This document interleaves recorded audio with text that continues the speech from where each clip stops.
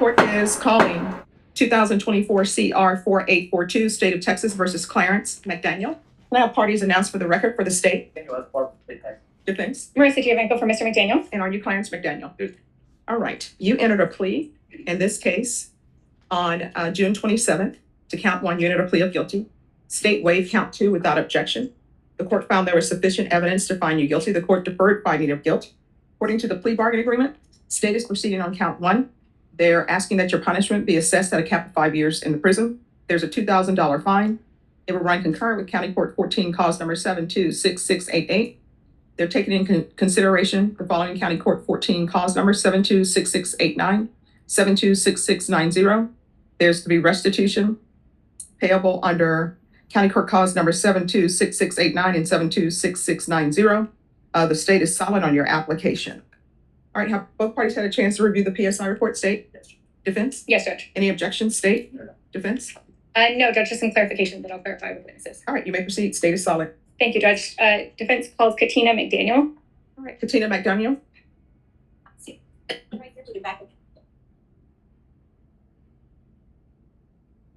Hello. All right, can you raise your right hand? Yes, ma'am. Do you solemnly swear or affirm the testimony you give will be the truth and nothing but the truth, so help you God? I do. Yes, ma'am. All right, you can lower your hand if you'll state your name for the record. Katina McDaniel. Can you spell your name for the court reporter? Yes, it's C like Charles, A-T-I-N-A. Thank you, Katina. May I call you Katina? Yes, ma'am. Thank you. And how do you know Clarence McDaniel? He is my oldest son. Okay. And can you tell the judge how many children you have? I have 7, Okay. and he's number 2. He's I'm number- sorry, number 3. Okay. Yes. But you did say he's your oldest son. Oldest son. Yes, Okay. ma'am. So it would be fair to say you have daughters that are older than him. Yes, 2 daughters that are older than him. Okay. And all of your children, you said 6. Are they all living here in San Antonio? Yes, still. Okay. At the time that Clarence picked up this offense, was he living with you? No, he was not. Yeah, he had his own apartment. Okay. Who was he living with, to your knowledge? He was living with his girlfriend. And tell the judge about Clarence's childhood upbringing. Clarence had a pretty normal upbringing all the way up until he was 12. That's when he lost his father. For maybe 1 or 2 years after that, we had a little trouble, but I think it was him acting out because of his father's demise. I don't think he ever really fully came to terms with that. After his father passed away, did he have any male role models in his life? Not really, and that's the thing, because a lot of people offered to step up, and nobody really did after his dad died. And what other family do you have living here in San Antonio? My mom lives here, my dad lives here, and I have 2 sisters that live here. Okay. And do you have family other places in Texas? I don't, but he has family that's in Houston. Okay. Clarence has family Yes, in Houston? yes, thank you. Okay. Who are they? His other grandmother lives there, and then he's got 2 uncles and 4 aunts that live up there. Okay. Mhm. And how old is Clarence? Clarence will be 24 this year in December. Has he had any criminal history, adult convictions that you know of? No. Tell the judge what kind of a person Clarence is. Clarence, he's a lot like his dad. He's real shy. Doesn't talk a lot. Kind of keeps to himself, but I would say he has some of my personality too. He can be smart. I mean, if he applied himself, he could really go places. Okay. And tell the judge about his girlfriend. What was going on when he got arrested in his life?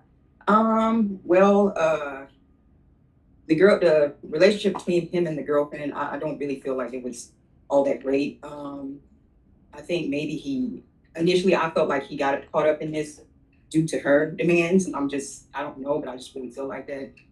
Because he was the only one in the house that was really doing anything. She wasn't working or anything. And then they had took on the extra responsibility of trying to raise her mom's kid. Okay. Yeah. How old was What do you her? mean? I'm sorry, trying to raise her mother's children? What do you mean? Yeah, the daughter took the girlfriend's mother had a baby, and his girlfriend took responsibility of the baby. Oh, so it's not his child and it's not the girlfriend's child? It would be fair to say it was the girlfriend's sister. Right, yeah, she was raising her sister, pretty Okay. much, yeah. And how old was this child? Do you know? She was young. She maybe was like, when they took possession of her, she was like 2 months, I think. Because I think CPS had stepped in, and the girlfriend offered to take responsibility for the child. So the girlfriend took placement from CPS? Right. Of an infant? Right. Okay. Mhm. And do you feel that was a lot of pressure I feel like it was. on Clarence? Yes, I'm sorry. That's okay. Okay. And you understand we're asking the judge to give Clarence a chance at probation. Yes. If Clarence were to get out of jail, where would he live? He could reside with me, my mother, his grandfather. He's got a choice of places he could go. And is there an opportunity possibly waiting for him in Houston? Well, there is an aunt. I think she was one of the ones that submitted a letter that said that she owns a trucking company and she would be willing to give him a chance to come and drive for her company, Tammy McDaniel. Okay. Mhm. And do you feel that being in custody, or I'm sorry, have you talked to Clarence while he's been in custody? Oh yeah, I talk to him all the time. Okay. And do you feel that he has accepted responsibility for what he did? Yes. Do you feel that he is willing and motivated to do treatment or anything the judge asks of him on probation? I really believe he will. Okay. Are you able to be there and support him if need be through probation? Oh yeah. And, Definitely. and anybody else in the family? Does he have any other? Yeah, he's got support of both my sisters. He's got my brother-in-laws, his grandfather especially. Well, definitely, yeah. Okay, so he has a big support A system. big support system. Yes. Is there anything else that you want to tell the judge? I mean, he's young. He's made some mistakes. Made some choices. And I agree with that. Yes, and I tell him that all the time. You're an adult. You know, I can't watch over you. You know, but I really feel that if he's given another opportunity, that he will get it correct this time because he's made a lot of bad decisions. But I think he's finally coming to terms with those decisions. So, and he told me the last time we talked, he wants to work. He wants to get out, get him a job. He realizes that now the way that the route that he chose was not the best route. So now he's more motivated to go out and work a regular job and make his, contribute to society the way that he should. I haven't had any contact with the ex-girlfriend, but I'm urging him or asking him, I think he should probably do this journey by himself.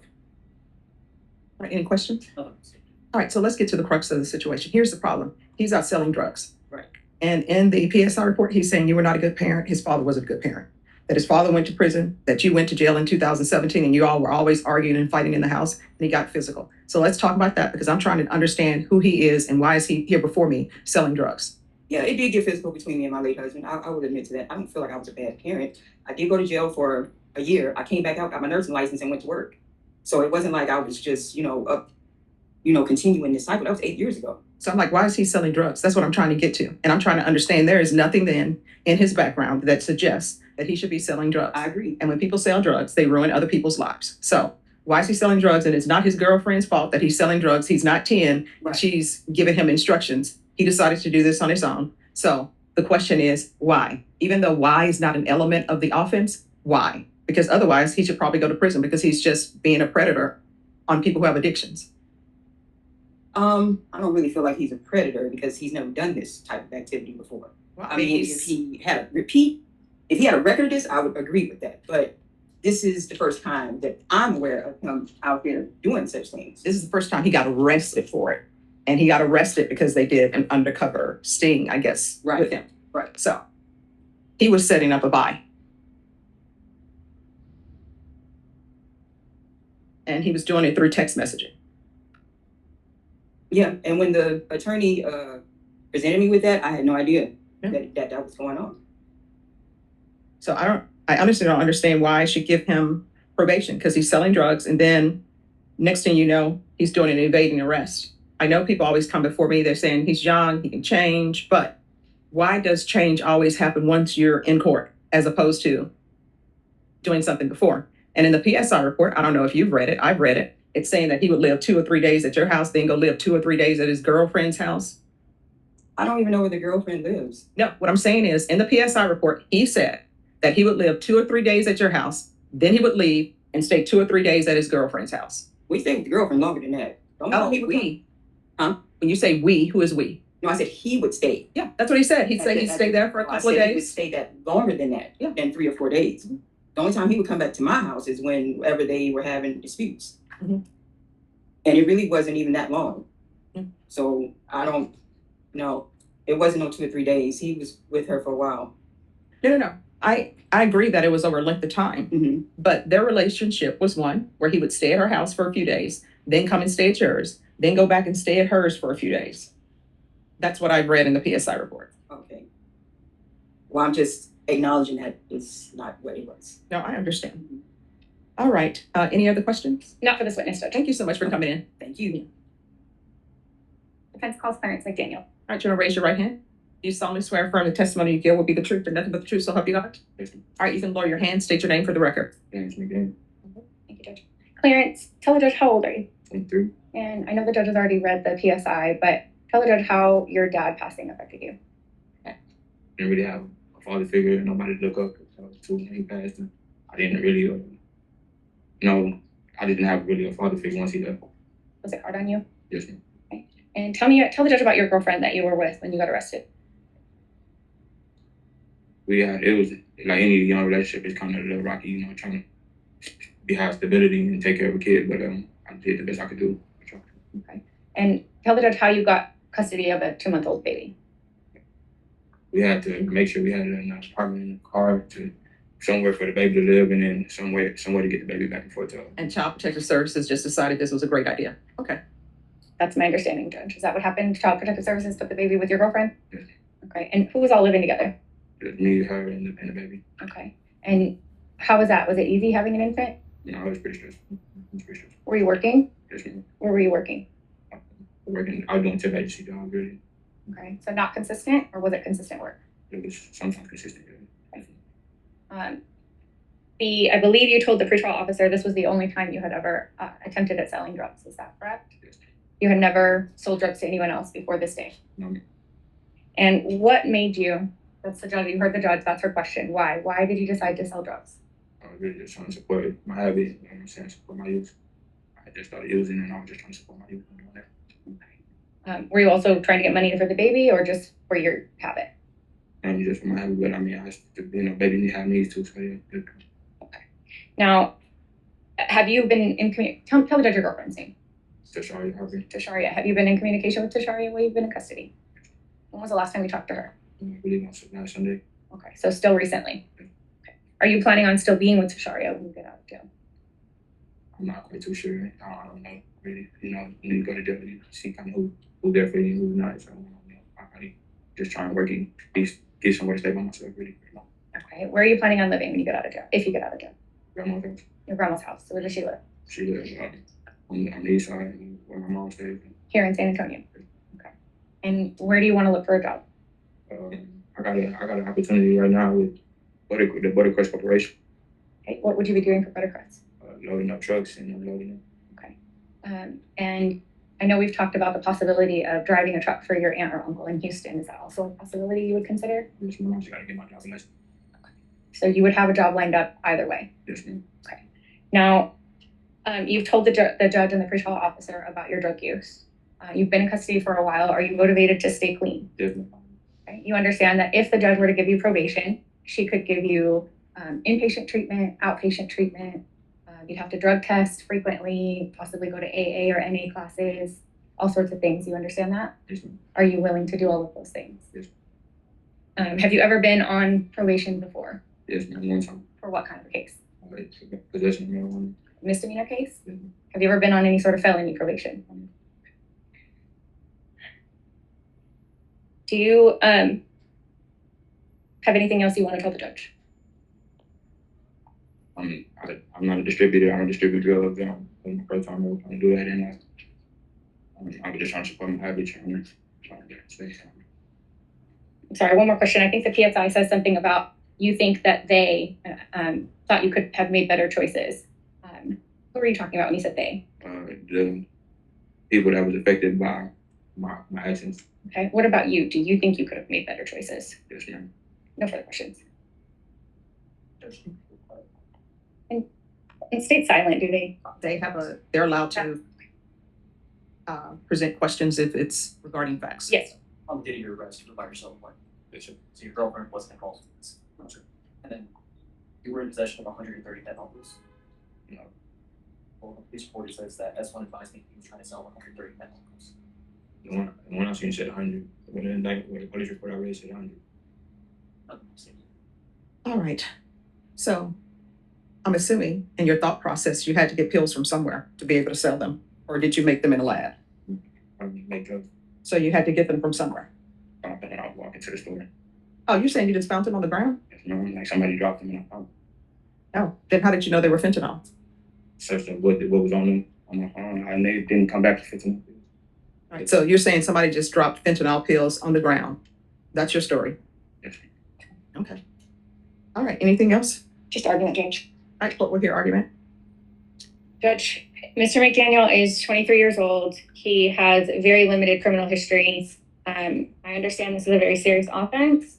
However, he is highly motivated to do anything and everything on probation if given the opportunity. And this isn't a case of a hardened drug dealer, of a person who, has been selling for years and years. This is a new user, a new dealer. Unfortunately, the first time he's selling, he sells to an undercover cop.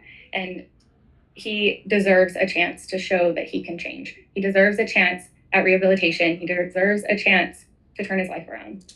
And that's all we're asking for. All right. The court is going to find you guilty. Court will sentence you to 5 years in the prison, give you credit for any time served. This will run concurrent with County Court 14, cause number 726688. Take in consideration County Court cause number 726689, 726690, 2024 CR 4841.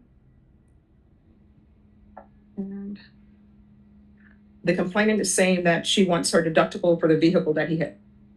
And that is in, 500. yes, $500. And let me see which clause number that is in.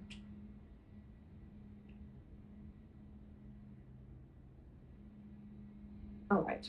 There's to be restitution of $500 to Roxanne Herrera and cause number 726689. With regards to Escalante Javier, the court does not have any restitution in the PSI report, so the court is not ordering restitution in that. Court will note that this PSI has been pending since July, so person would have had time to give a proposed restitution amount. All right. And I'll order the therapeutic community. Did you review the document entitled Trial Court Certification of Defendant's Rights to Appeal with your attorney? Did you understand it and sign it? All right, because this is a plea bargain agreement, because I followed your plea bargain agreement, and because you waive your right to appeal, you do not have the court's permission to appeal. Because this is a felony conviction, you're not allowed to own or possess any weapons or ammunition. If you have a question of what a weapon or ammunition is, you'll need to speak to your attorney. And I'll retain jurisdiction. Thank you, Judge. You're welcome.